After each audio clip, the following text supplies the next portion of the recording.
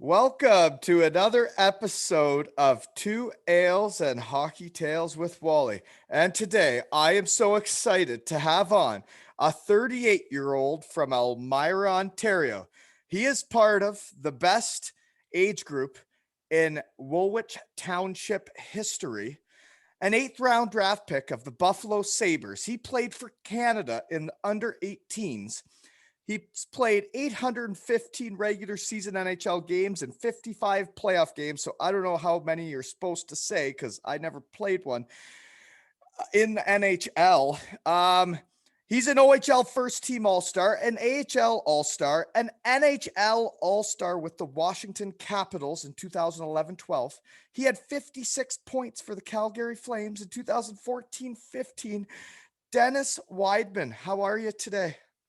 I'm doing well, Wally. That was a pretty good intro, man. That makes me feel pretty good about myself. Thanks. That is the biggest tire pump I can give you right there. That is what the episode's all about.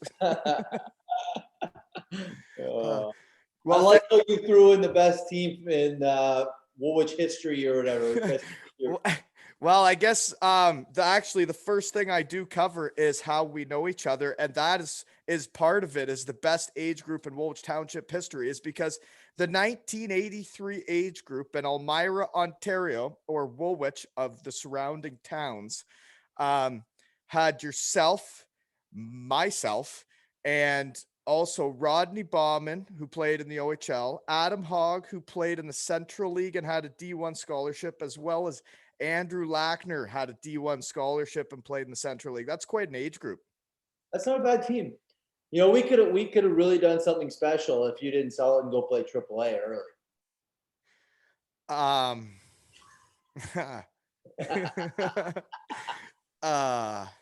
We won 2 years in a row, OMHA, right? Yeah. And then you left and went to Waterloo.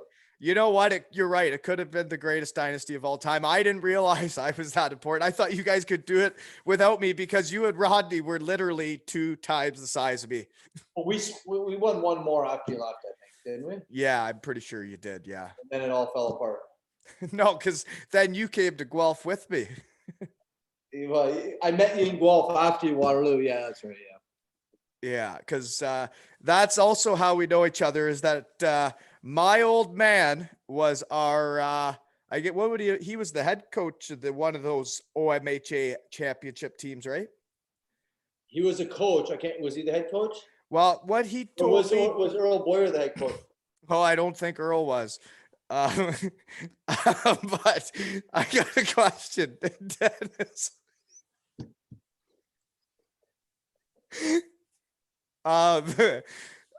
My old man actually wanted me to ask you if you remember the time he picked you up my house. Yeah, and he said there was a wild animal in the trunk or something. Yes, I remember. Of course, I remember. Rod was in the car too, wasn't he? Well, you'll have to tell that story, I guess. Who's telling it, me or you? You. I'm telling it? Yeah. Okay, so you, Rod, and your dad came and picked me up at my house. I don't even know what his reason was for coming to pick me up, but he said that, what did he say? He said there was a wild animal. Oh, yeah, he said there was a wild animal in the trunk and he needed a place to let it go. So he's like, where should we stop? Or like, what should we do? Where should we go? Where should we pull over? I got this thing in the trunk. I got to let it out. I don't even know what it was. Maybe he said it was a coon or something. I'm not sure. And then I'm like, oh, here's good. Let's just do that here. So we got out. We're on New Jerusalem Road, I think, like just beside the bush. And then he popped the trunk open, and we had our jerseys in the trunk with captain and assistant captains on it. Yeah, that's how we told us that we're the captain and assistant captains of our minor or major Adam team. Yeah, no, I'd already sold out by Major Adam. I think it was novice. Was it novice? Yeah. Major novice, or whatever it was. Yeah, so he must have been the head coach if he's doing that. Right? Yeah, I think he was the head coach. Yeah, he was definitely. Yeah. We had Ray Cooks the 1 year too. I never did play for Ray. Yeah. Oh, that was the year you left. That must have been minor Adam. Yeah. Okay. So then there's a lot of reasons how we know each other. So we played minor hockey together, and we'll get into when our paths split during your minor hockey career there. But like, you also trained me after Western Michigan and hanging out with Stretch and Yancey and Daryl and those guys.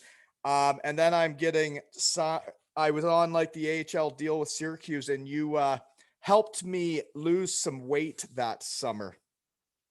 That was the best you ever looked. I had a 6-pack. Yeah, you were actually really in shape. And then you told me after the year that it didn't go well because you were too light in the corners. That's very true. I'm going to Germany. I'm too light. I was too light in the corners. Couldn't make it work. Yeah. Yep.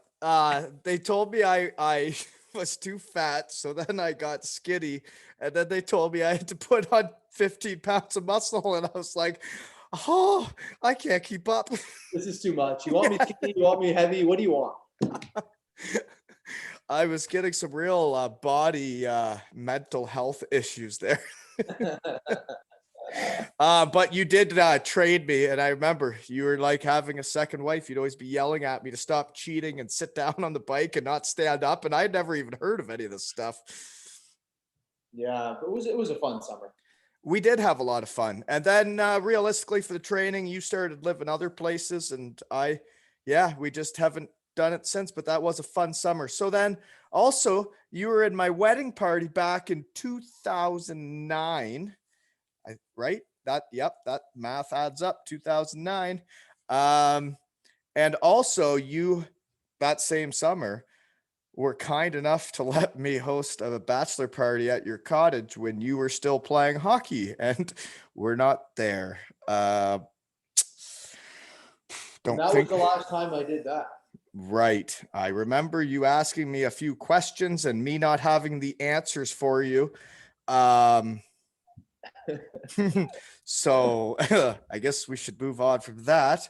It wasn't bad. It was just a few holes in the wall. It wasn't a big deal. I renovated it anyways. It's all good. Yeah, it's like when we built you a deck and then you just took that deck off and built the other deck. Like a hole in the wall's nothing around there. But I built the deck too. I was there. That was a great week too. Okay. So the other reasons we know each other, I'm going to save this for the Lackner episode, but is pitcher, batter, catcher, our annual tournaments there for a while, but we're not going to get into that today because you have a lot to talk about. Also, we used to attend a country concert in Ohio annually and really act inappropriately for a few days. That's a lot of things how we know each other, eh? Yeah, I mean, the country concert, I don't think we were that inappropriate. No, we were just having fun. Yeah, there was a lot worse stuff that was going on there that we were not involved in. That's true. No, we were just having fun. You're right. That's right. Yeah. We were always having fun, just like pitcher, batter, catcher. And yeah, just like at the bachelor party at your cottage that you were in at. Yeah. Okay, so the next question is, where are you now? Where am I now? I'm in Waterloo. We bought a house here in 2012. We've been here since then, and so I'm coaching the Kitchener Rangers junior hockey team here in Kitchener, and living in Waterloo and raising some kids, and doing the thing. How many kids? 3 kids. And then so the Kitchener Rangers, you're coaching them. Are they going to play this year, do you think?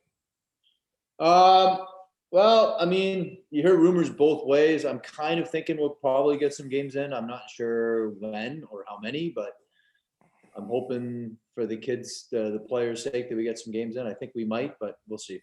So you guys have been practicing as a team? No, we can't do that. No. So we haven't done anything. The guys, those players have been on their own since March, whenever the league got shut down last year. We're not allowed to do any stuff like that because if we run practices, we got to bring them here, and then it's like then we're kind of responsible for all of the health and safety, and probably have to pay the players and give them a place to stay, do all that stuff. So it's just they stay at home with their trainers and their parents and do whatever they're doing wherever they're from. Wow, that's got to be difficult. For those guys, I couldn't imagine. Could you imagine practicing and working out for over a year straight without playing a game? I think myself and yourself both know the answer to that. It would have been a tough stretch for me. I was never really a practice player to begin with. Yeah, I didn't. That didn't go well for me either. Must have been the 1983 birth year for Woolwich. Yeah, maybe it was the practice habits that Ronald was implementing. Bad habits on that. Yeah, started at a young age. Okay, so 3 kids in Waterloo. You still got the place in the cottage though. That's been renovated, right? Yeah. Quite the spot. That was a heck of a purchase. I remember back when you purchased that. That was a pretty exciting time, even for us at that age, for us to all get to go up there and hang out. It was a lot of fun we've had up there, eh? We had a lot of fun at the cottage. That's yeah. Talk about doing some things we probably shouldn't have done. That place. Well, you really let them know you moved into the neighborhood, didn't you? Yeah, I'm surprised I didn't get kicked out of there. I'm surprised they actually literally didn't make you sell the house or burn it down. I guess they just waited us out. Now it's all calm and quiet. It's just kids. That's right. Yeah. Now yeah. Oh yeah. Okay. So I guess how we start this then is that's all that. And now it's your minor hockey journey, which we've already talked about, Woolwich. But I guess we did used to carpool quite a bit to Guelph, and we also played for a team called the Armadillos. Remember them? The Armadillos. What a time that was. Wow. With Mr. Radunsky. Bob Radunsky, yeah. His son Brock, he played in Asia for a decade, man. He plays for South Korea in the Olympics. Yeah, I did hear that. That's pretty impressive. He went to, what did he go to, Michigan State or something? Yeah, I played against him there, yeah. Yeah, and then he went and played in Asia. Yeah. Yeah, that was good. That was a couple summers. You know who has a cottage right beside mine up there, 3 cottages down? Yes, I do, because I saw him at a skate in Cambridge. Oh, Bailey. Nick Bailey. His family's cottage is there, so I see him every once in a while. And he's the doctor for one of the doctors for the Rangers too. So I see him around. Anyways, that's one of the Armadillo guys, but we're getting a little bit off topic. But yeah, we played a couple of summers with. Did you play 2 years or 1 year with the Armadillos? Oh, more than one for sure. At least 2. Was it 2 or 3 we played with them? Yeah. Well, however long they existed, I was on the team. I'm pretty sure. So it was every year. Little spring hockey tournament. It was fun. Well, we go in all those AAA tournaments downtown Toronto, eh? And that was when we were playing against the best kids in the world, really, at that age group, or in North America, I guess. Everybody's going to those tournaments, right? Yeah, all the Detroit teams were there. It was just basically Detroit and the Marlboros and the Red Wings and. Yeah, but that's just Toronto. I wouldn't say that Toronto's the world. No, not the world. I'm saying, I guess, yeah, you're right. Toronto. God, I'm way off, eh? Holy moly! Don't make fun of me. I'm off tonight. Anyways, it was the All-Star teams from the NHL, and then usually CompuWare, Little Caesars, and Honey Baked usually send teams too. Yeah, that's right. Okay, not the world. There you go. That little hub. Did we ever win anything? No, but we competed. Yeah, we were there, right? Yeah, we were there. with freaking armadillos on our jerseys. We're playing against the freaking Detroit or the Toronto Red Wings, and we got armadillos on our jerseys. So I guess then, other than that AAA team that we played together, is we used to always carpool with Lackner and Hogg to Guelph for at least for a year, or I don't know how long you were part of that, because our paths. I never played with Lackner and Hogg in Guelph. Is that right? Okay.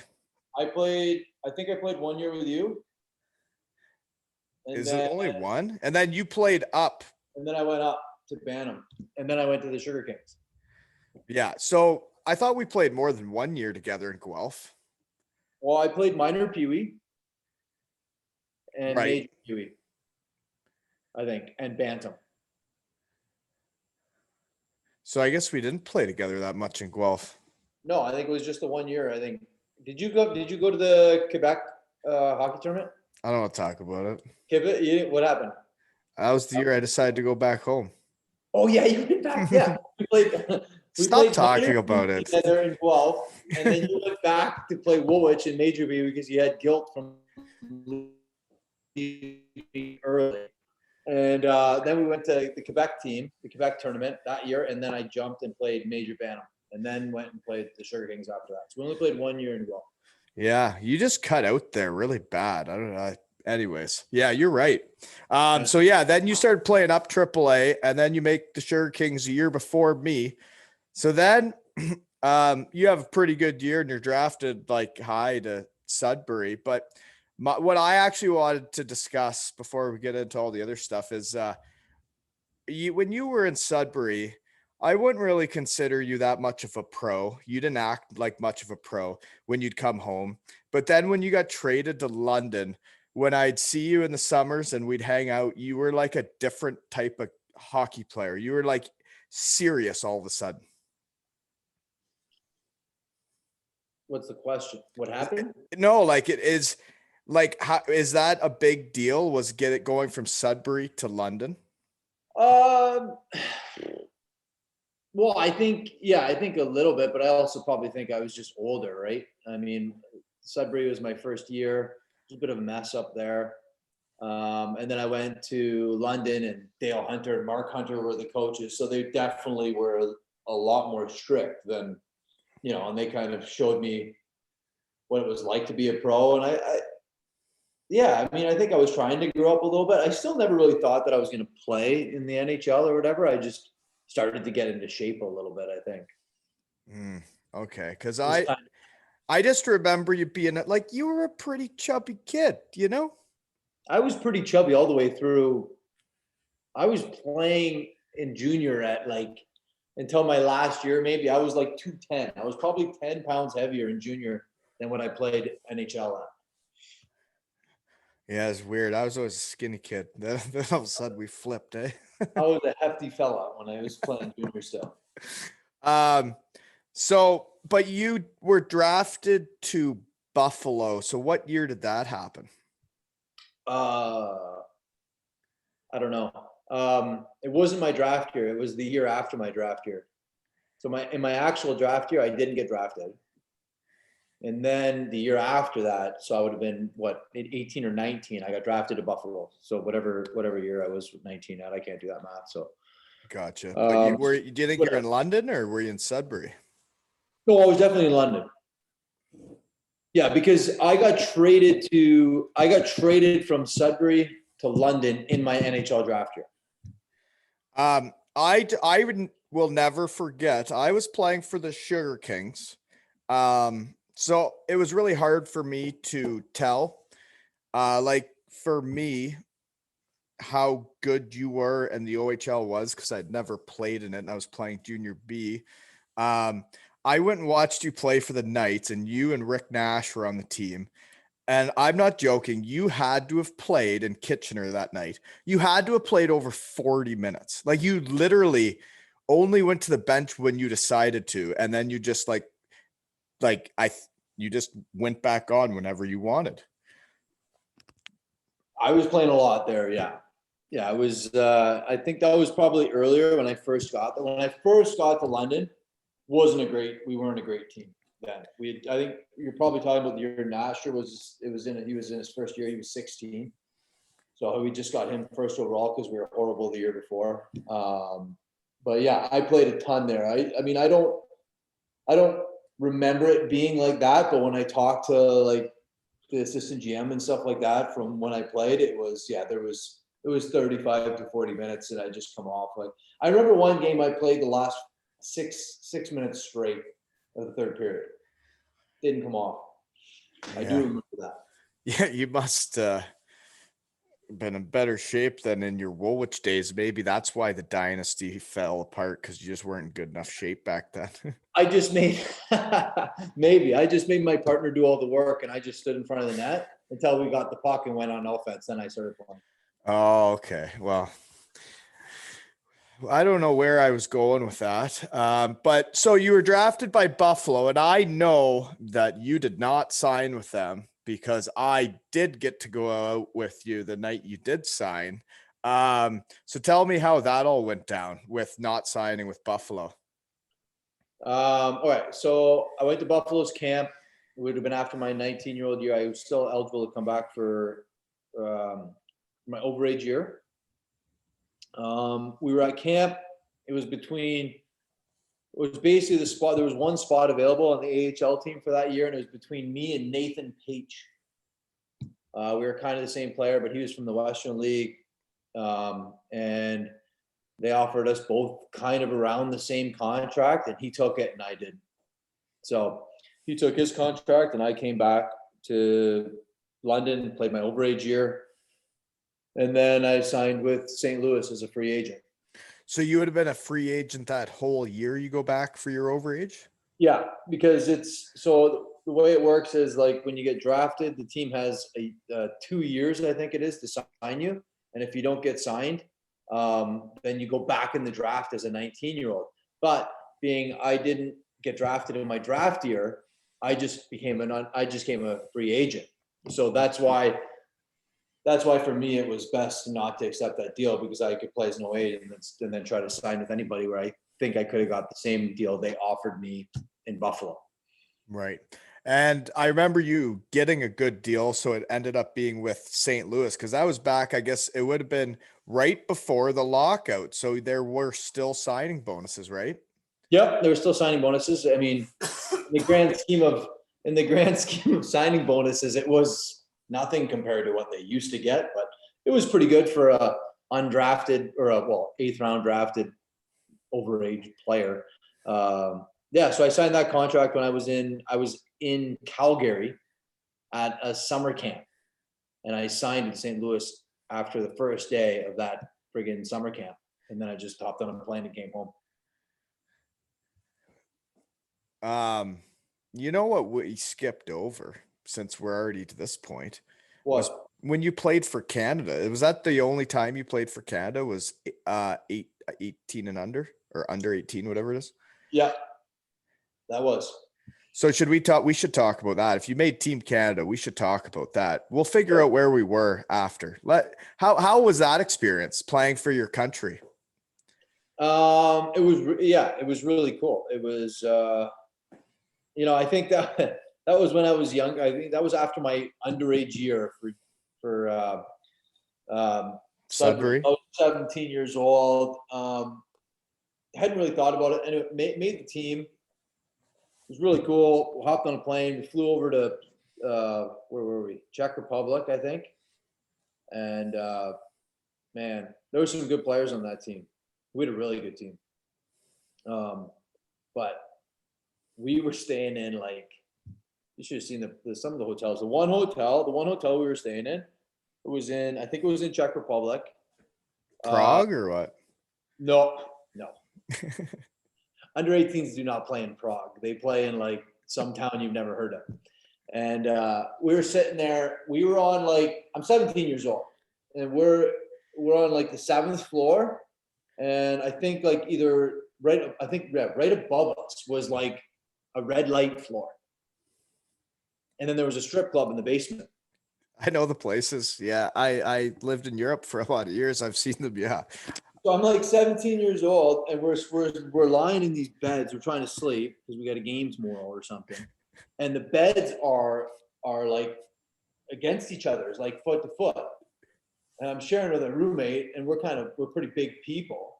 So our feet are like touching, which is kind of weird. I don't even know this guy, right?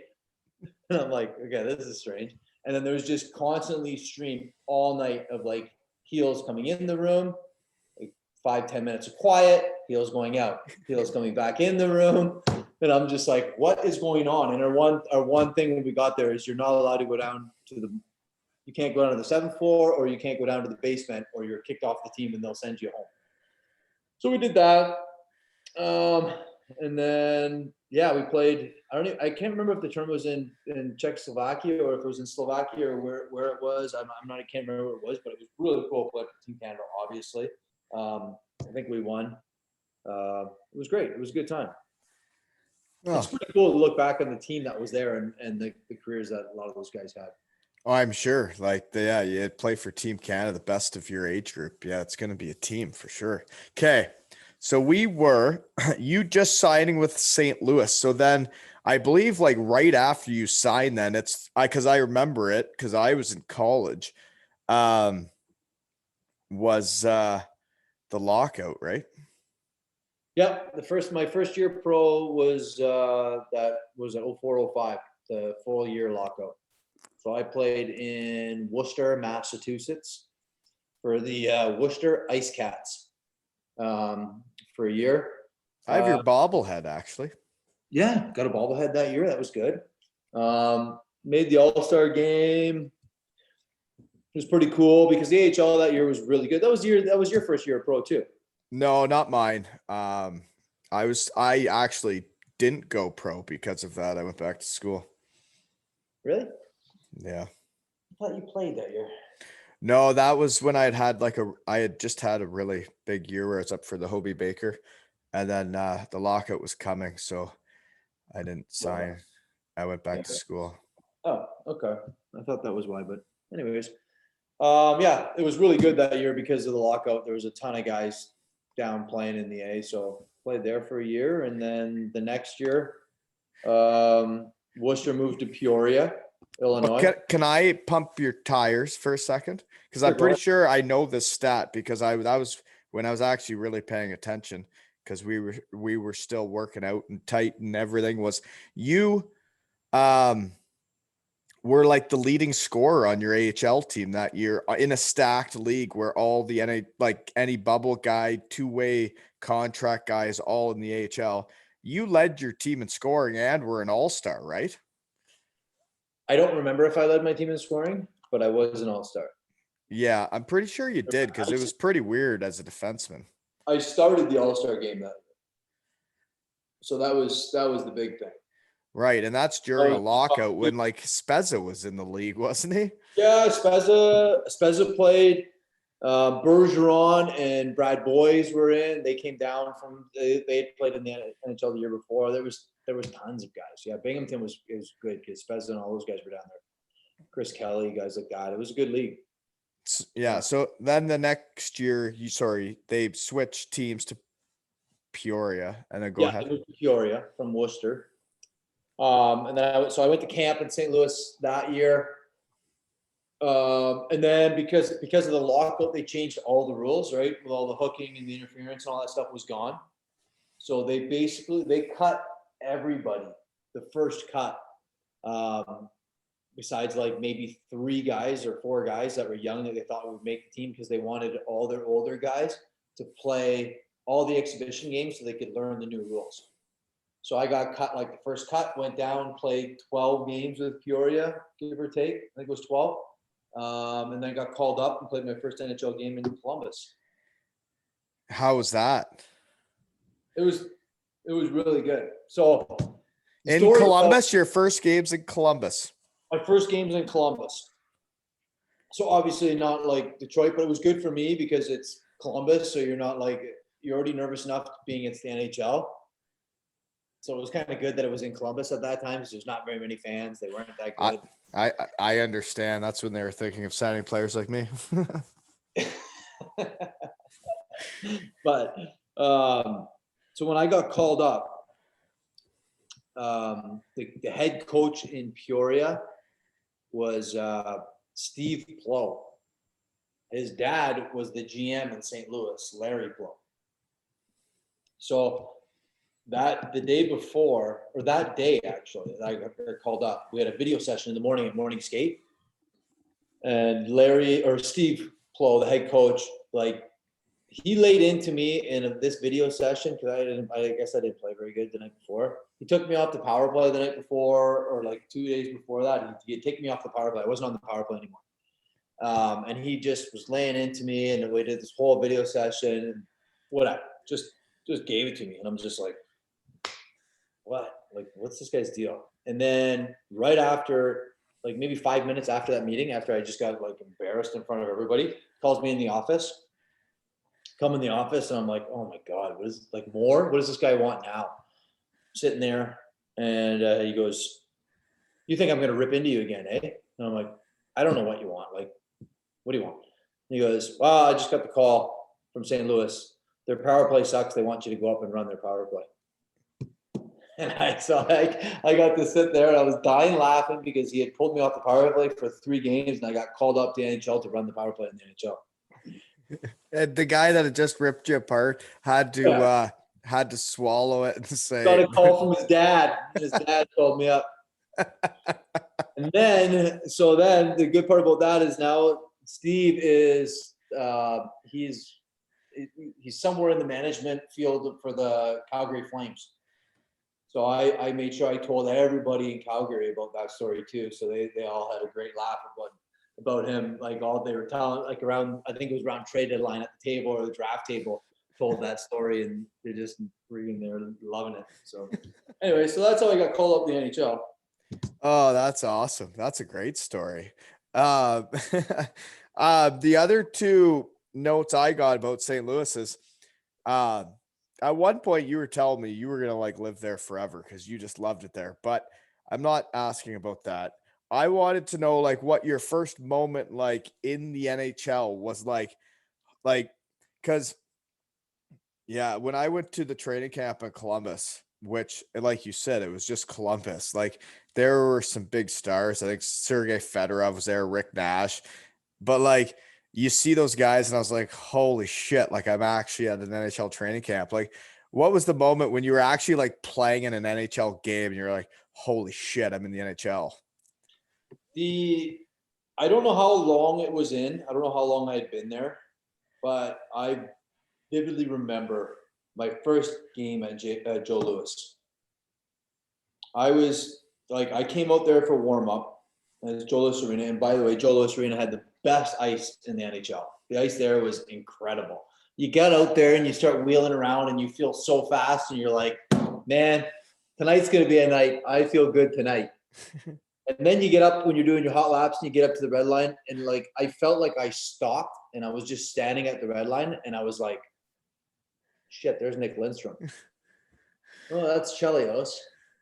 Oh, hey, there goes Yzerman. Oh, there's Draper.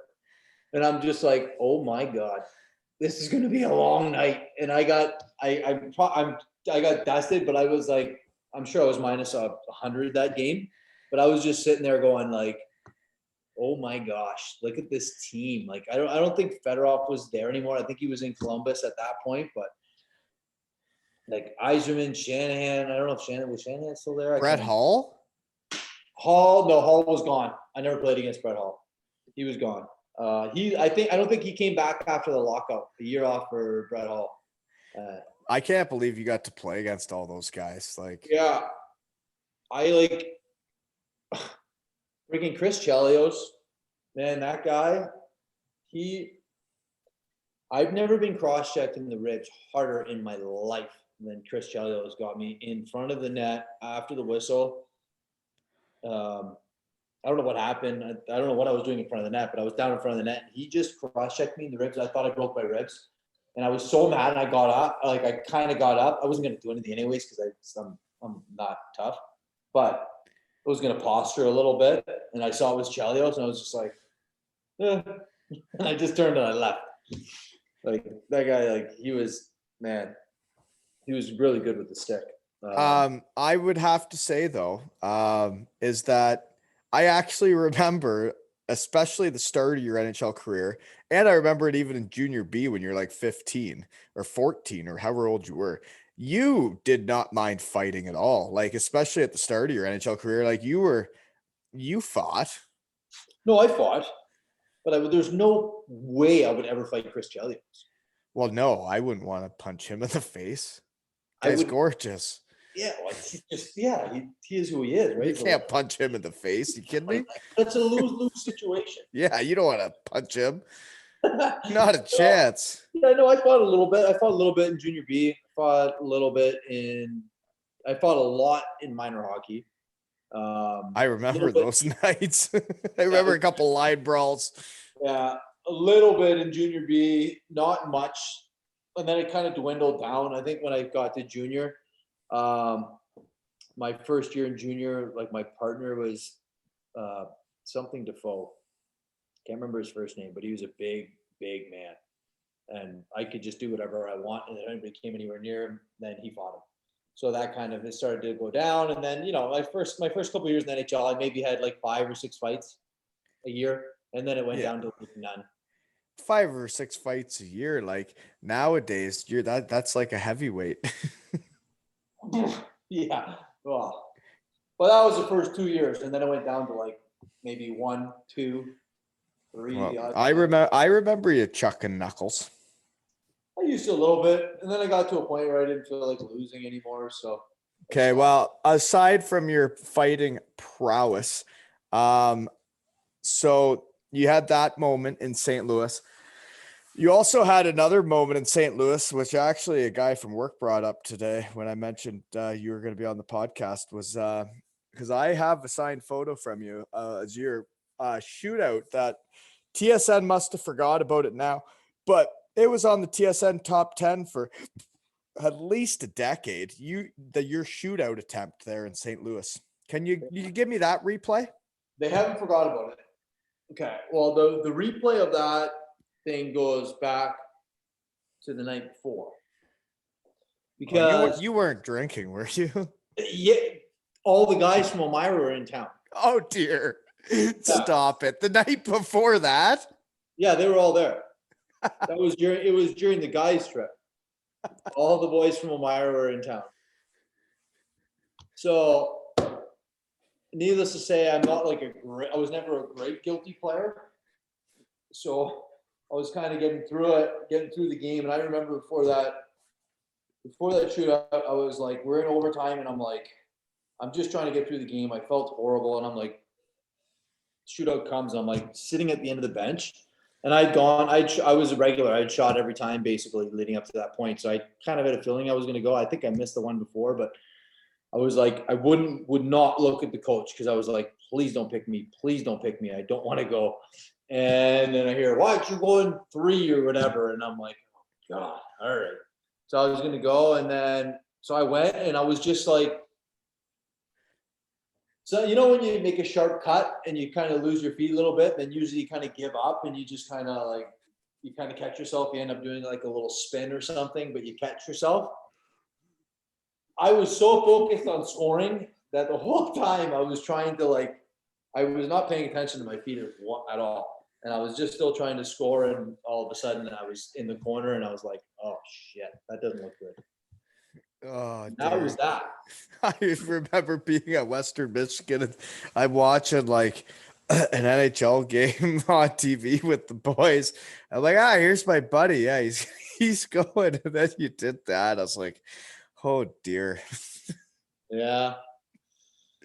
Yeah. One of those things. Yeah, well, yeah. I'm sure TSN's forgot about it now, right? No. Well, as soon as the next person falls in a shootout, then they do I'm the only guy in the world that's like, I don't want another person to fall. Because if no one falls, why? They'll never do another top 10. I don't have to watch it again. If you can't laugh at yourself, who can you laugh at? I can laugh at myself. Just for a decade, it gets tiring. That's true. Yeah, that would get old. Okay, so that was your time in St. Louis. I guess I got one random question. I don't know. You played with so many people. How long can we talk? Like St. Louis, I think you played with Pronger. And then you go to Boston and you're like playing with Chara, Bergeron, and So I didn't play with Pronger. Pronger got traded to Edmonton that year. So you did not play with him? No, Pronger got traded to Edmonton. That was the year the Walton family was trying to sell St. Louis.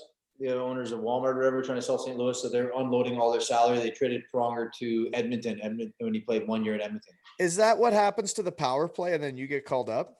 Yeah, Pronger left. Well, good. That's great, eh? He got traded like in the lockout or the summer before the season even started. So I've never met Pronger. Oh, okay. So then you do go from St. Louis to Boston, right? Yes. And then you played a little bit there, but then I remember when we were at your cottage and you were dealing with the agents, or you were getting like, they were like, they're coming in with this number and that number. And I remember it. I remember it because I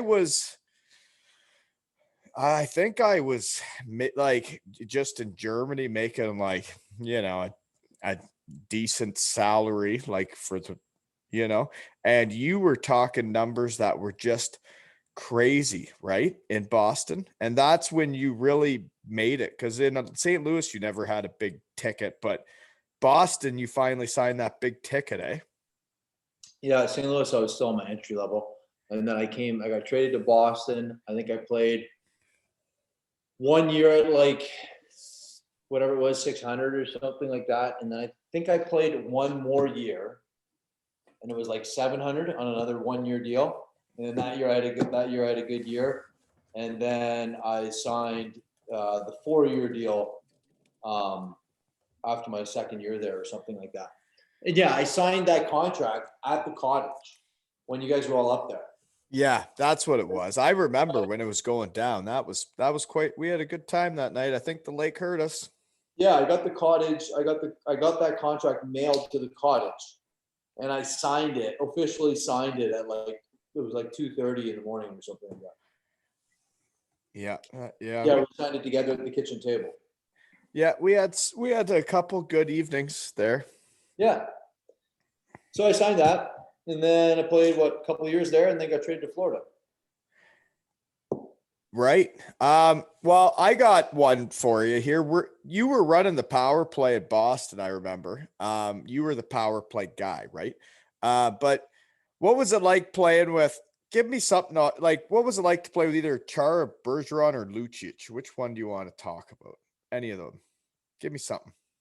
Well, you can talk about anybody. Chara, I played a couple of years. I think he was my partner.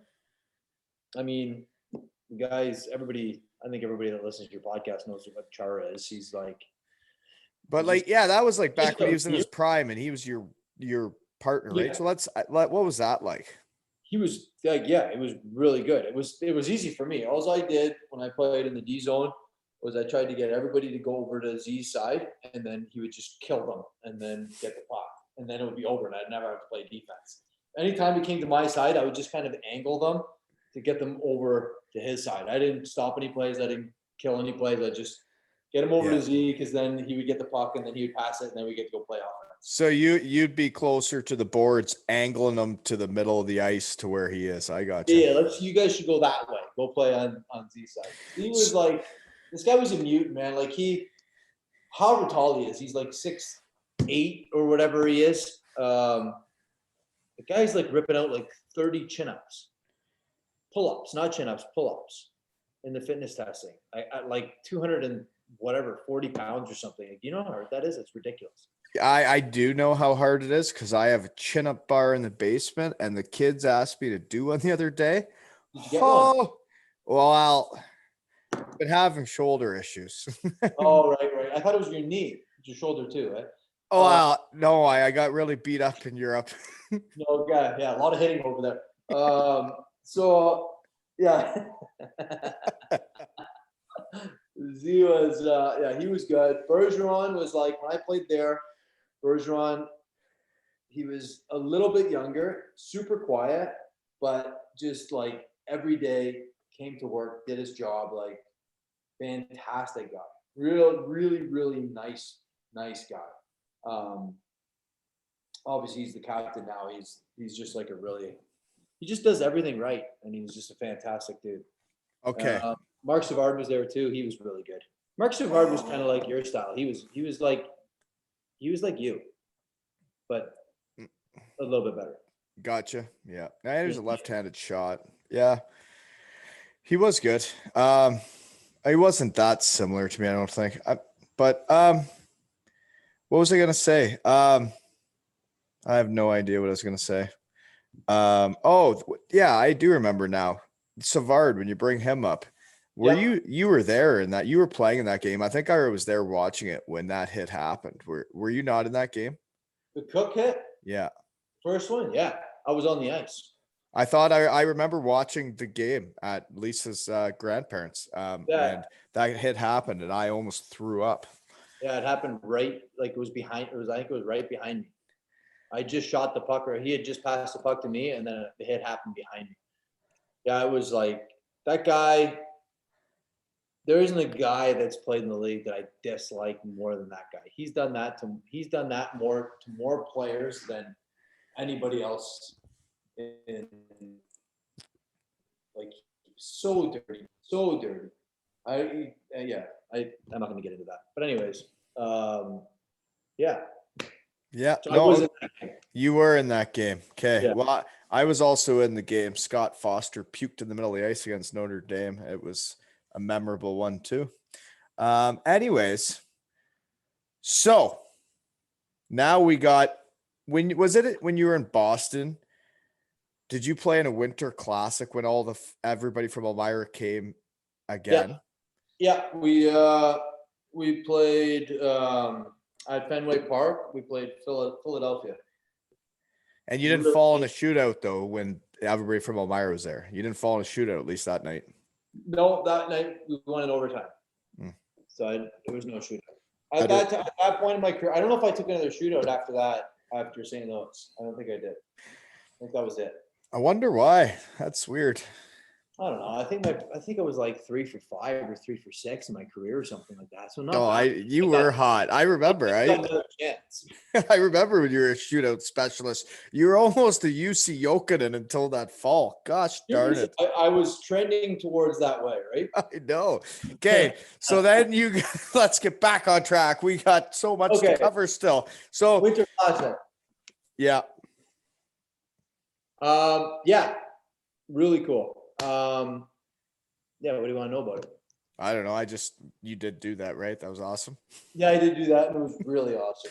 Yeah. Okay. The next question. Okay, next question. So you went from Boston to you said Florida. My next note was Washington, so I guess my fact-finding team wasn't very good. I only played Florida for like 6 months or something. I got traded there in the summer. And then played till the trade deadline. I got traded to Washington. We don't need to talk about Florida. It was uneventful. But so you got to go to the rink in flip-flops and stuff, though. That'd be cool.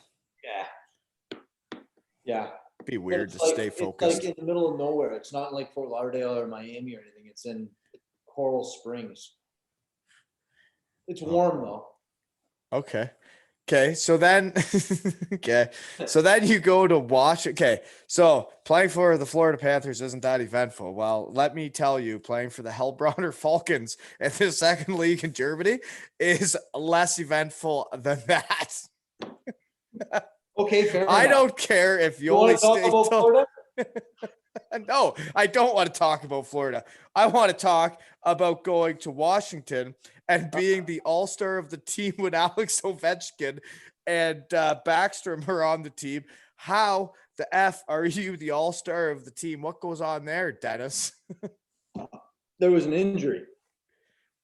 I think Ovi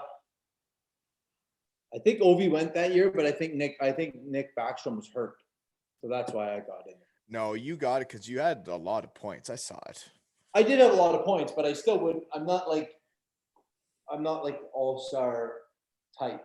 They want the people that like do the commercials and stuff. I'm not doing any commercials. So I'm pretty sure Backstrom was hurt or Ovechkin was hurt. So then they had to bring in another guy or something like that. So I got to go. But yes, I was at the time, I think I was 5th or 6th in D scoring in the league. And it also helped that a bunch of guys, I think like Doughty was hurt and a couple other top D-men were hurt in the league too. So, and they said they needed D-men. So I got to go. Dude, do you know how cool it is, like growing up watching the NHL and playing NHL 94 and all that, that like you were on an NHL All-Star team? That is absolutely ridiculous.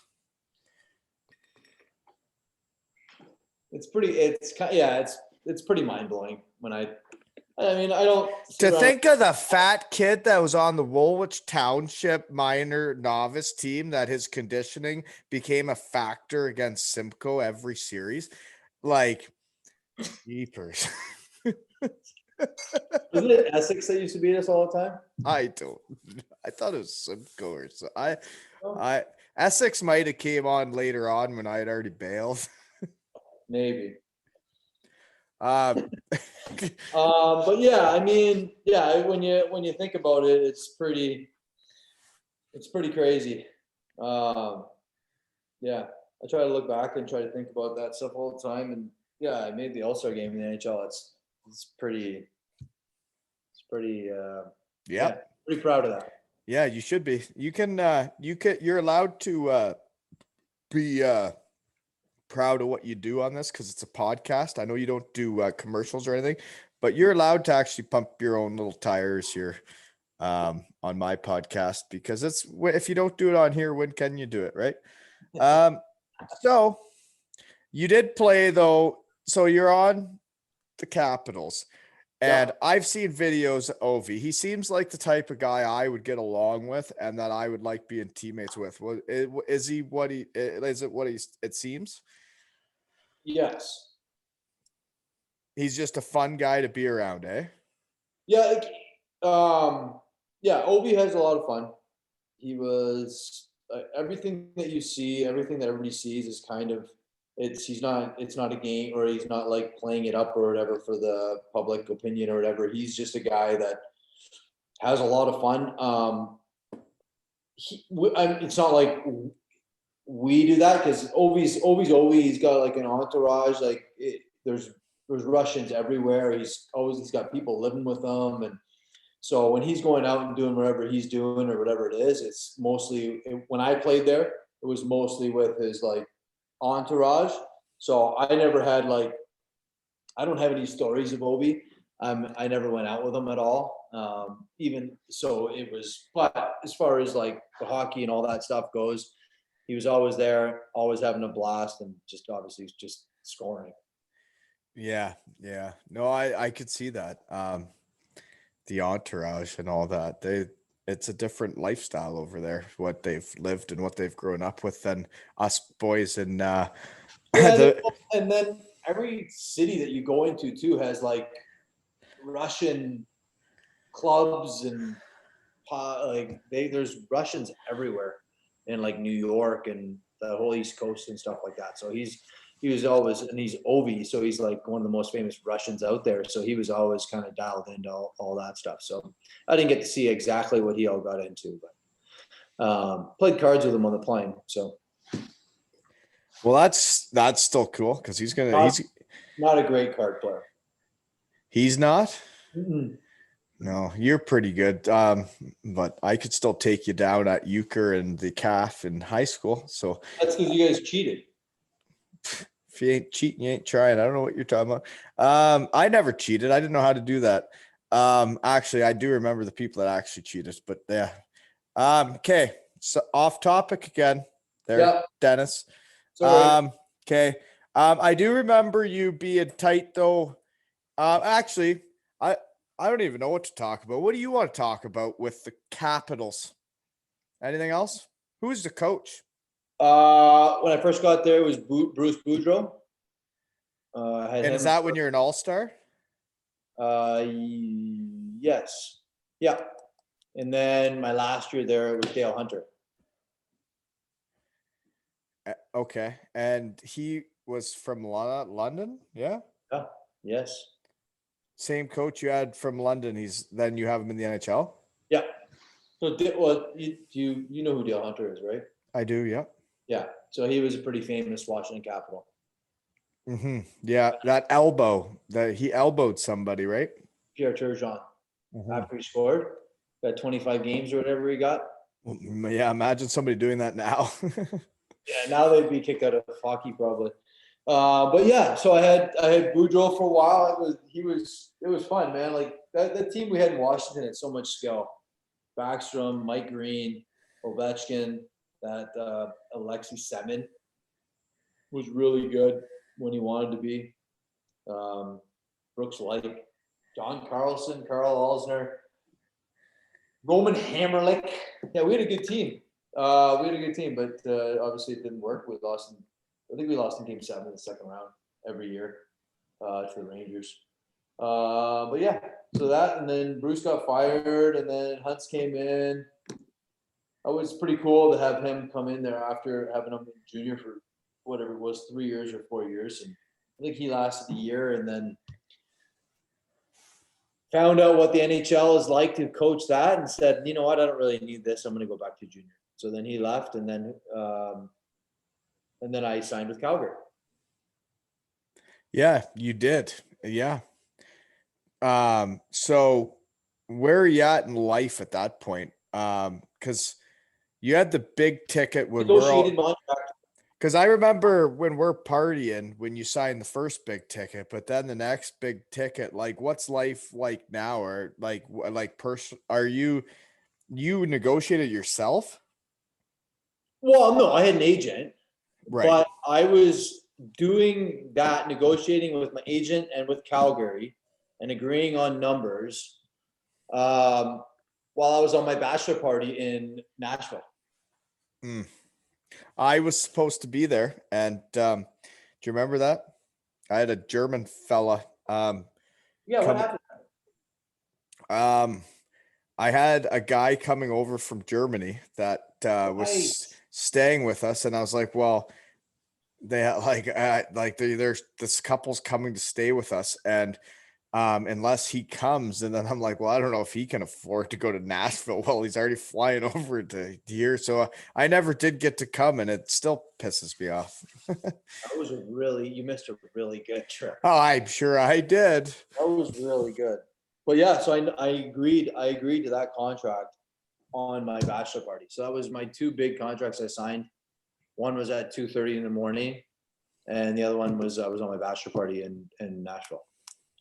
That's pretty good stories. Yeah. So yeah. And needless to say, obviously I had my agents to help me, so I wasn't making these decisions completely out of my mind. But I remember I was in Nashville. I was walking from one bar to the next, and Jerome McGinley called me to tell me about what it was like in Calgary, or to talk to him about like what Calgary was like, what the organization was like, and all that stuff. And I was bar hopping. So you can imagine how that conversation went.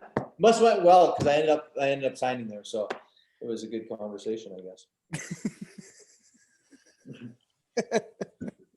Him and actually, he was with my buddy. He was with my buddy that I played with in Boston, and I used to go see every summer. Chuck Kobasu. Oh yeah. Yeah. So was he at your wedding? Kobasu was at my wedding. Yeah. I used to go see him every year. I really like that guy. So, and he was also good friends with Iggy, and they were like neighbors in Vernon, BC. So I was talking to both of them. So it was good. It was good. It worked out. So then you go there, and you sign a big ticket, and obviously in Canada, maybe not Calgary as much as like Toronto, but you sign a ticket like that, at least nowadays, maybe it's not as bad back then, but you sign a ticket like that, you better produce. But you did. I wrote down you had 56 points one year. That's a lot of points for a defenseman. Yeah, that was the year. That was my second or third year there, I think. I had 50 in Boston with Zeke. The 1 year. I don't know. Yeah, maybe. I just had the most. I just wrote down the most was 56. I don't know. My research team's not very good. I've been busy. That year I had 56, and that was the year we made playoffs. When we weren't supposed to. We were supposed to be like, it might have been 2014. So you're running the first power play, and then who's on with you? Would have been Monahan, Goudreau, Yuri Hoodler, and I think Giordano, maybe Brody. Can't remember. Really? They all really, people play a long time in the NHL. Eh? Those guys all still play there. Yeah. Besides Brody, he plays in Toronto now. Right. But yeah, that's like 6 years ago I wrote down. Wasn't it like 2014, 15? Yeah, it would have been 7 years ago, 7 years ago. Jeez. Yeah, they're still there. It was like Johnny. It would have been John. Goudreau's and Monahan's like second year or first year. Okay, so you guys hit it off on the power play then. I don't remember what our power play numbers were, but I know we made the playoffs and we had no business being in the playoffs. So it was that was one of the funniest years that I had playing, just because it was like we had no business making the playoffs, and we were in like a battle, like right from probably January All-Star break on. We were in a battle with the Kings, who had just won they won 3 cups in 4 years or something like that. And it was like every single game, you win a game, you're in the playoffs. You lose a game, you're out of the playoffs. And it was just like all the way down to the wire. And then like Gio got hurt that year, right at the either just after the trade deadline or right before the trade deadline. He tore his tricep in New Jersey. And so we lost him. He was our best defenseman. So we lost him for the stretch drive, and then we made it. And then it was like we won the cup just to make the playoffs for that team. Just because it was like, it was our GM's first or second year true living there. And everybody was just so pumped up because we had no business being in the playoffs. And then we beat LA in the second last game of the season. Whoever won that game was in the playoffs. And we beat LA at home. So that was fun. That was a good year. Wow, geez, your stats are pretty impressive. Like realistically, you look at, you must have been a good year. And I guess when you're having fun in a team like that, like that's when you play better, right? When you're having fun. Yeah, obviously when you get in a situation where you're having fun, you're getting along with everybody on your team, you have a tight group, you like the coach or whatever, and you're getting played with the way it is, everything's easier. And then we were winning and we're not supposed to be winning. Everything's easier when you're not supposed to be good, and then you're kind of being good, because then everybody leaves you alone. Even if you have a couple bad games or you don't score for a bit, the media and stuff, they don't say anything because they're like, oh, well, these guys are supposed to suck anyways, but they're kind of good, so we're not going to say anything bad. When it gets hard is when you're supposed to be good, and then you're not doing as good as they think you should. That's when everybody starts dumping on you, and then things get not as fun. No. So it's better to be an underdog. No, I that's the same in any league. The leagues I was in, like you go to Europe, there's teams that are supposed to win. Then there's teams that aren't supposed to win. If those teams that aren't supposed to win do anything good, they look like heroes. But those teams that are supposed to be good, if they don't win, holy moly, the fans just lose their minds. Yeah. So who, I guess, like, because we literally on the podcast here, I'm at like, I got to be at, what's this, like the 21st episode. I've had one NHL game played so far. So this is making me a little bit too legitimate, this podcast here, Dennis. Like, so how do you count it? Is it regular season games or playoff games too? How does it work? Like if you're playing your 1000th game, is that just regular season games or is that playoffs too? Just regular. Is that right? Is that how they do it? Yeah. So you played 815 games. That's how they count it? Yeah. The 55 playoff games would be way harder though, eh? Way harder to play in? Yeah, well, like on your body. Well, yeah. Yeah, a little bit harder. But I mean, it is harder, but you play playoff games. It's at the same time, it's not way more fun. Yeah, it's what you want to do. Yeah, so, it's what you want to do. Yeah. It's what you wait all year to do. Yeah. Yeah. So, yeah, I mean, if you think about like when you look at guys that have played 1,600 regular season games, that's not including that some of those guys have played like 1,000 playoff games. Like I think Lindstrom played like 1,000 playoff games or something. It was something ridiculous like that. Like that guy played so much hockey because Detroit, when he was there, Detroit went to the finals every year, basically. Yeah. So, yeah. Well, dude, like I literally can't believe from you know, what you've done in your career from growing up with you from tyke hockey. It's like when I see my kid starting hockey now and he's right into it. And like he looks like he's got a pretty decent age group for around Kincardine, which is only like a B center, double B or whatever we are, but who knows with COVID, we don't even play anybody but ourselves.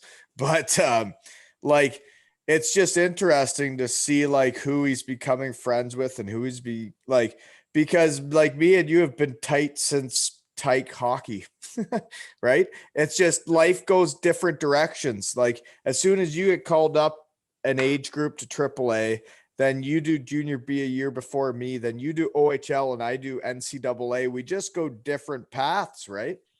That's right. Yeah, I mean, it's life, man. Yeah, man. And everybody's Then at different places now, eh? you come back and you go to Kincardine and I'm here, and then it's just like it is. Yeah, it is what it is. Yeah, it But here is. we are. We're Wow. talking on your podcast. Pretty sweet. Isn't it?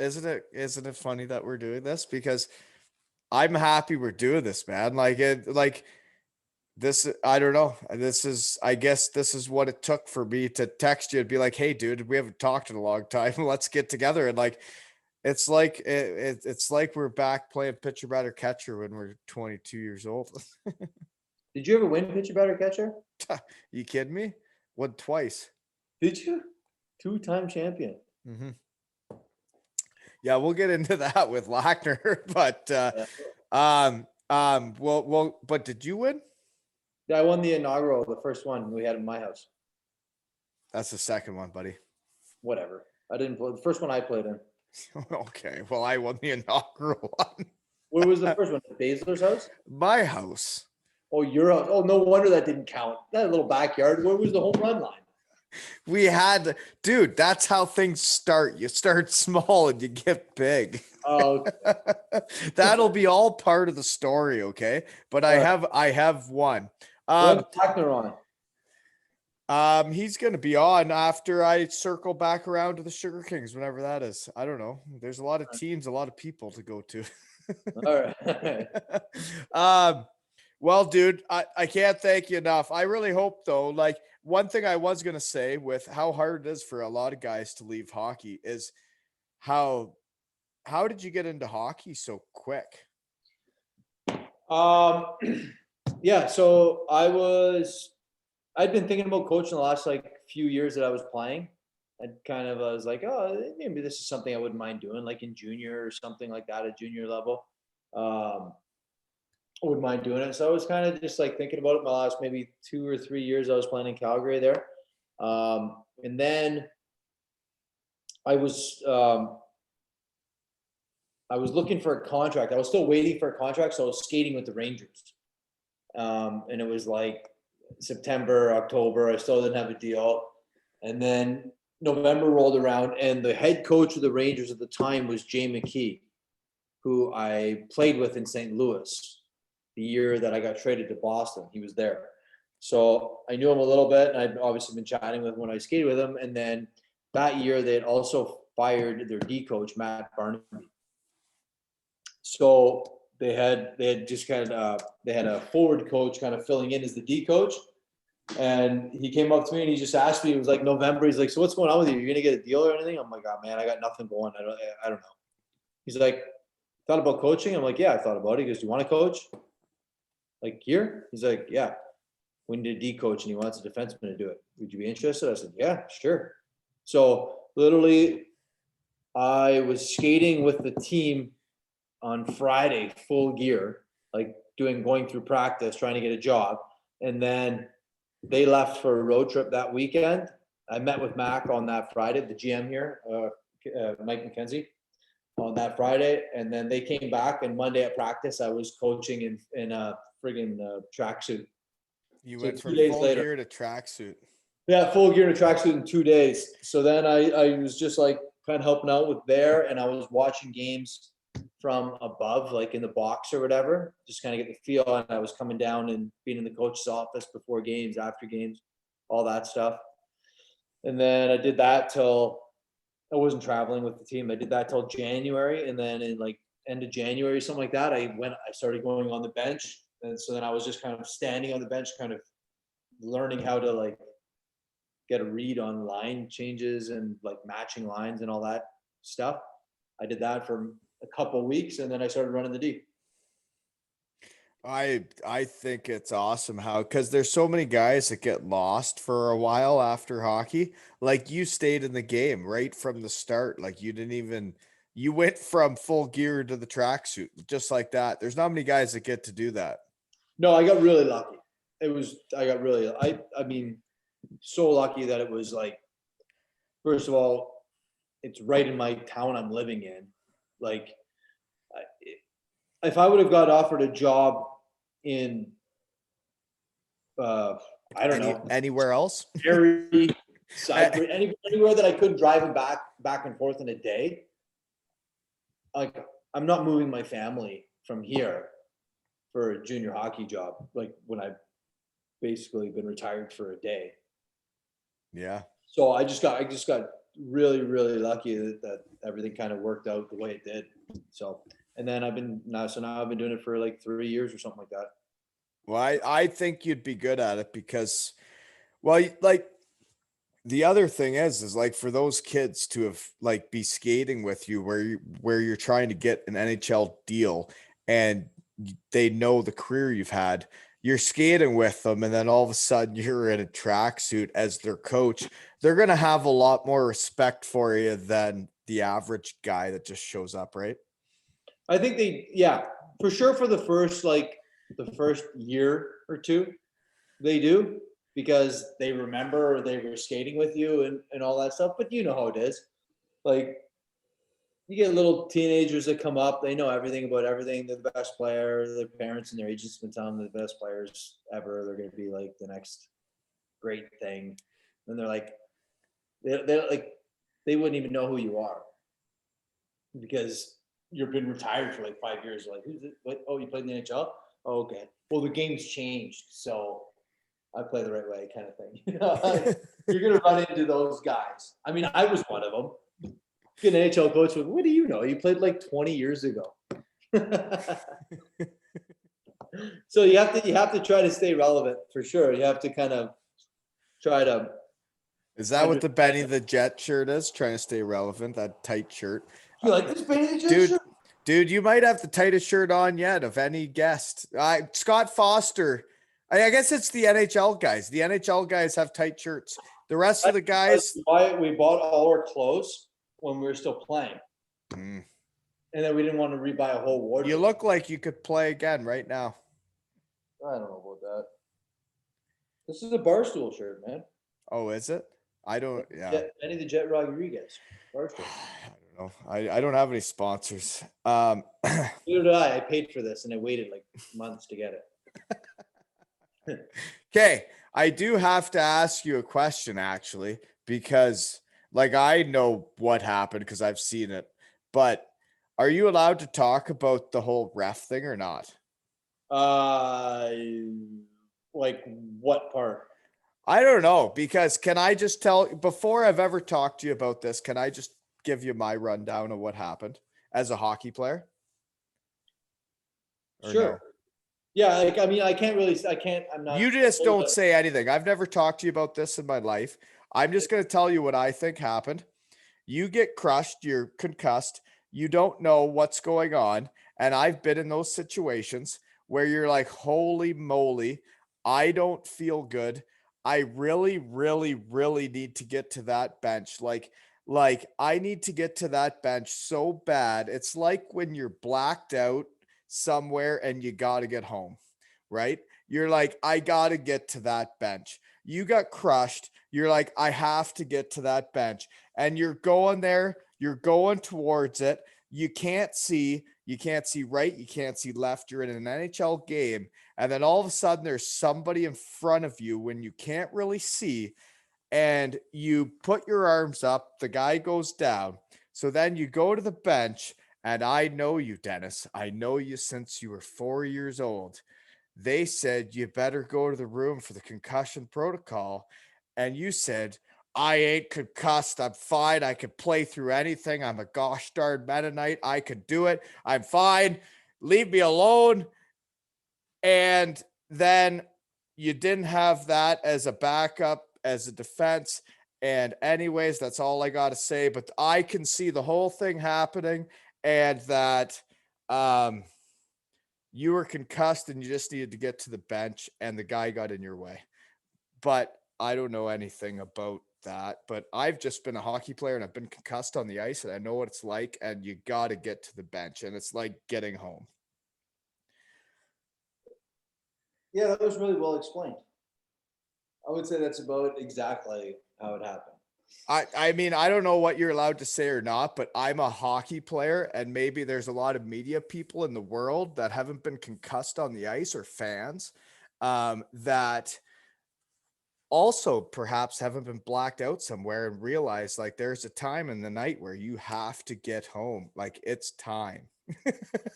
But maybe that's just Elvira. I could, yeah. But yeah, no, that's basically that's exactly the way it was. It was.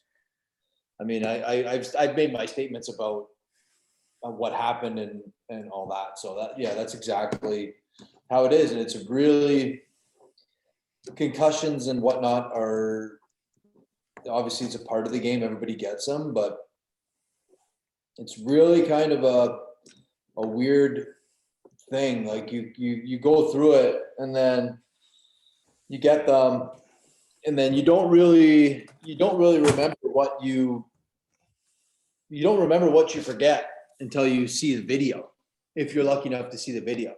So you think you remember what happened, and then you watch the video and you're like, oh, I don't remember that. I don't remember that either. Oh, I guess that's not good. So yeah, but we'll not get into we won't get into that too much. But yeah, that's exactly how it is. Yeah, and I didn't know what you could say. I just wanted like, and it was hard for me knowing you and being a hockey player, and then people saying things they were saying, and I was like, do you not get it? Like, you've never been there. You do not know what it's like when somebody absolutely lights you up and you have to get to that bench. But yeah, I've been there. I've been lit up. Yeah, it was a tough year or two actually with everything. Everything kind of went, yeah. There was a lot of stuff. I deleted social media after that, never been on it again. So there was a lot of stuff that kind of went on. And for me, being from where I am and who I am, it was hard for me to.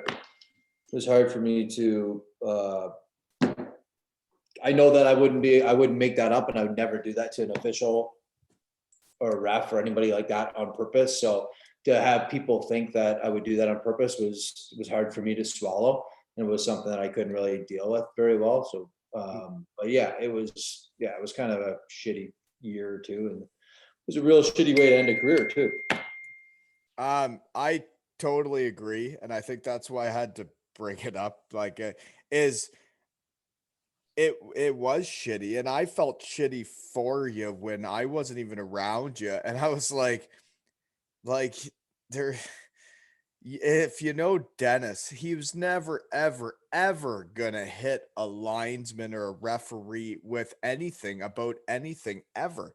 And like, I know who you are, I know where you're from, and I know you'd never do it. And it pissed me off, and I can't imagine what it was like for you.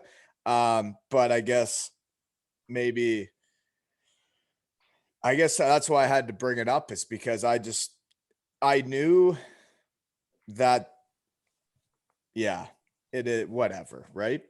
But it sucks that's the way it ended. But what's awesome is that you're still in the game and you're teaching these young kids how to be pros. And I hope you get to actually do it in person with all of them soon. Yeah, looking forward to. It's been a long year, man. Obviously, it's been a long year for a lot of people, and there's a lot of shit going on. But yeah, I can't wait to get back and get playing again and get back into the team thing where you're in there and you're yucking up and chirping people and getting back into the swing of hockey. So I'm looking forward to getting that going again. Well, and that's what this podcast has done for me, is got me back into the locker room, I guess. And that's what you're missing. So I just want to say thank you so much, buddy. Like it's been awesome to catch up with you. I can't wait till you're at least around the Kincardine area, or I'm back home and we can have a couple beers. Absolutely, man. This has been great. It's been a lot of fun. I hope this keeps going for you. Two ales and hockey tales with Wally. Yeah, we may as well. Just trying to catch Spittin' Chicklets. A couple more years, man. You'll be there. Well, maybe if we keep having guests on like you, we could be like the 1B. But I don't see that in my future. You're the only NHL player I actually really truly know. So I was really proud of you for everything you've done. I think it's awesome. You have the cottage in Muskokas, you have the place in Waterloo, and you get to stay in the game, man. And you, as long as COVID ends and you get to keep teaching kids and being part of the game, like, you'll be happy, right? Absolutely. Yeah. Hopefully I don't get fired, you know? Well, every coach gets fired, man. You literally every right? coach gets fired. All I want is a lifetime contract to coach the kitchen, so I don't have to move my family anywhere. And so you do realize what you have to do then, right? You have to stay the assistant coach. As soon as you become the head coach, it's over. Yeah, but that's you can do that, but then no, because the head coach. You think head coaches last forever? As soon as you become the head coach, you are done. Oh, for sure you are 100%, but you're not guaranteed as an assistant coach either, because head coaches that come in, they like to bring an assistant with them. Oh yeah, they like to bring in their own guys, just like the GMs and coaches like to bring in their own players. I used to be one of those guys that was like, oh, there's a new coach, he doesn't like me. Oh dear. Oh, look out. All right, buddy. Hey, anything else you got to say before I shut this down? No, just thanks for having me, and I wish you all the best with this podcast thing, man. You're doing great. Well, thanks, buddy. Our time through high school, our time through our 20s, you helping me become a pro when it was time. No, man, we've been friends since we were 3, and life has gotten busy. We all have kids and all that crap, but like, you got to make time for this stuff, right? Absolutely, I agree. And that's why I got a podcast now. So hey, it's been a wonderful episode, and now we're almost to 1,000 NHL games, folks. We just added like 815 more. So boom, we're at 816.